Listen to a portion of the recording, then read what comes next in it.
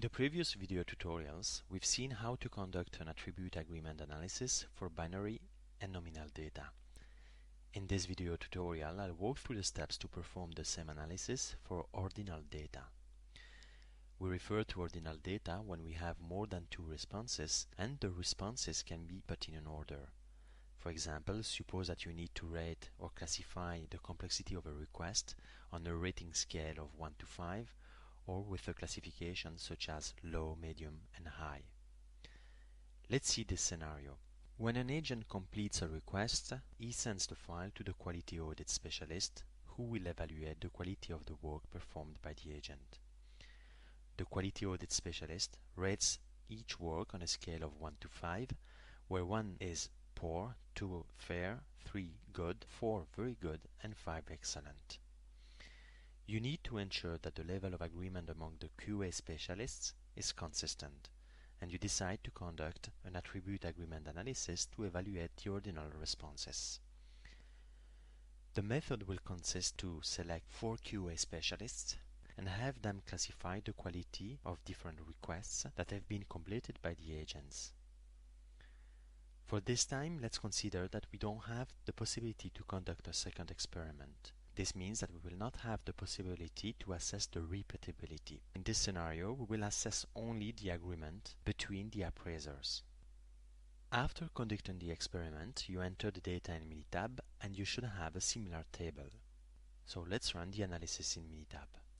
We choose Stat, Quality Tools, Attribute Agreement Analysis.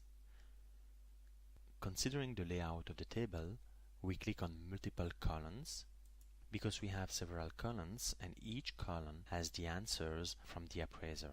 In number of appraisers, we tap 4 and number of trials 1.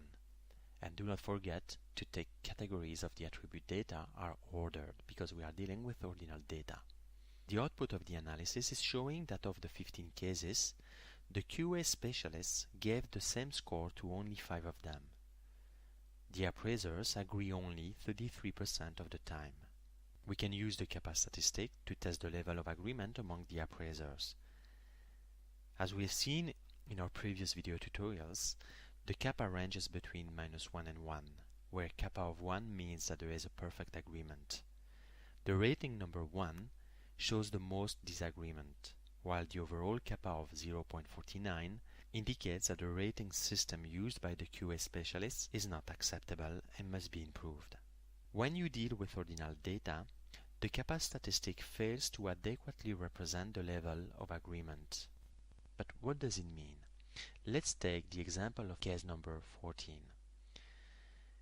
In this example, the appraisers didn't give the same score. However, they agree that the quality of the work is quite high because the ratings are 4 and 5. Unfortunately, with the kappa statistic, the appraisers do not get any credit for being close because the kappa doesn't discern the difference between the ratings. However, when we have ordinal data, we can use the Kendall coefficient of concordance to evaluate how strong the association is among the appraisers' ratings. A Kendall coefficient of 0 means that there is no association among the appraisers' ratings, while a Kendall coefficient of 1 means that there is a perfect association. So in this study, the overall Kendall coefficient of 94% is telling us that there is a high level of agreement among the ratings of the appraisers. That's all. Thank you for watching.